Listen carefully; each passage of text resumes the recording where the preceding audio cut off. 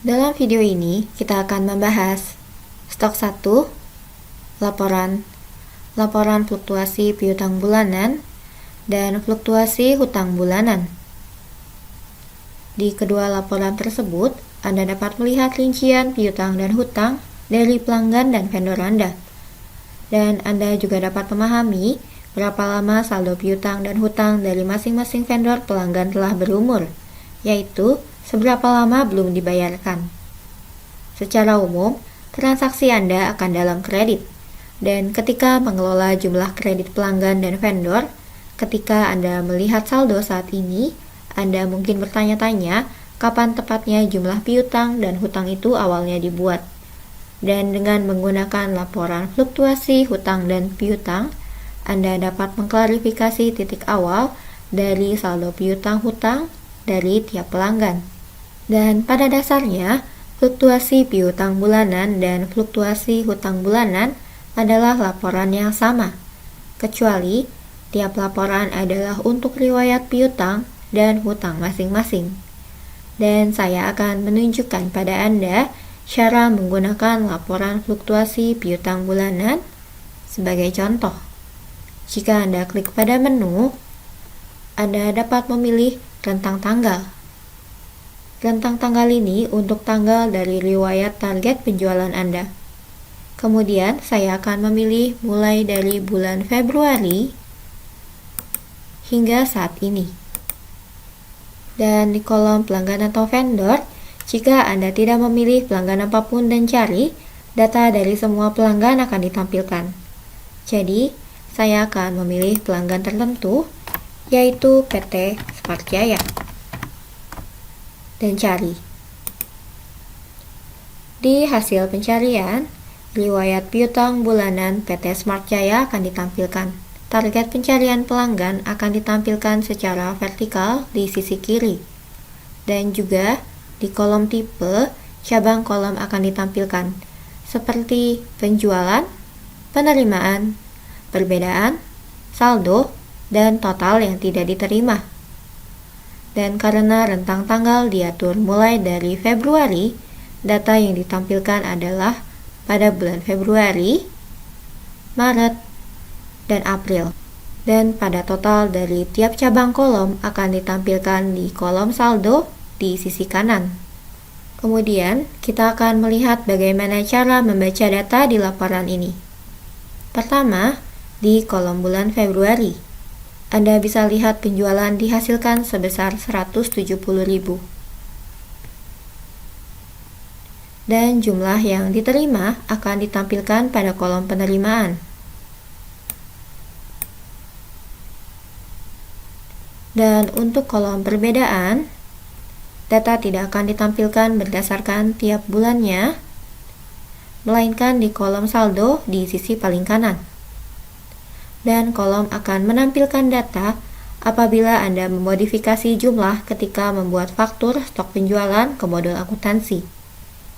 Dan di kolom saldo dari pelanggan terkait di akhir Februari akan ditampilkan. Dan berpindah ke kolom bulan Maret, penjualan dari bulan Maret dan penerimaannya akan ditampilkan. Dan saldo di akhir bulan Maret juga ditampilkan.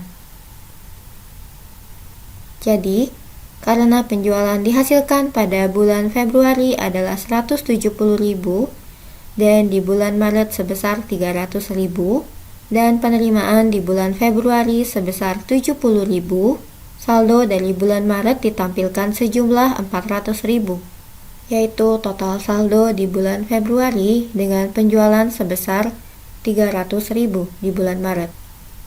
Dan Anda dapat fokus ke kolom jumlah total yang tidak diterima. Pertama, jumlah yang ditampilkan di kolom jumlah yang tidak diterima tidak akan melebihi jumlah penjualan setiap bulan. Ini akan menampilkan jumlah penjualan total setiap bulan jika tidak ada jumlah yang diterima, atau akan menampilkan jumlah yang lebih kecil jika ada penjualan yang diterima. Itu karena kolom jumlah yang tidak diterima akan menunjukkan jumlah yang belum diterima di antara jumlah penjualan yang sesuai per bulannya. Ini memudahkan Anda untuk memverifikasi apakah jumlah penjualan setiap bulan telah atau belum diterima. Sebagai contoh, di bulan Februari, penjualan sebesar 170.000 dihasilkan. Dan jumlah yang tidak diterima sebanyak 100.000. Seperti yang Anda lihat di sini, jumlah yang tidak diterima lebih sedikit daripada jumlah penjualan. Dan data ini menunjukkan bahwa hanya sebagian dari jumlah penjualan di bulan Februari yang diterima. Dan 100.000 dari 170.000-nya masih belum diterima statusnya. Dan jumlah yang tidak diterima di bulan Maret dan bulan April tidak dapat berbeda dari jumlah penjualan setiap bulan. Karena kolom jumlah yang tidak diterima mengurangi jumlah piutang berdasarkan metode masuk pertama, keluar pertama, atau FIFO, first in, first out. Jadi akan mengurangi jumlah piutang tertua terlebih dahulu.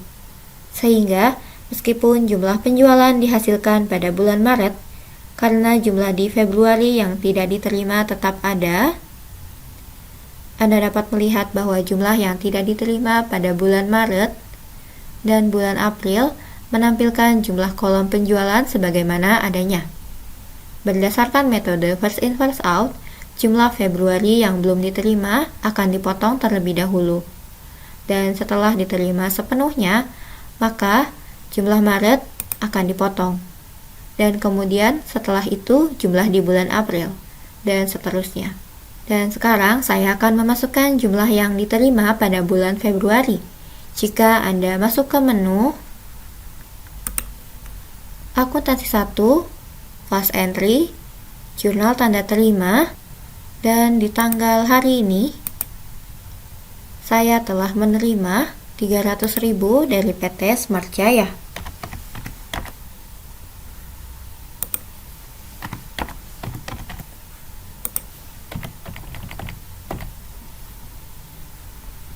Kemudian simpan.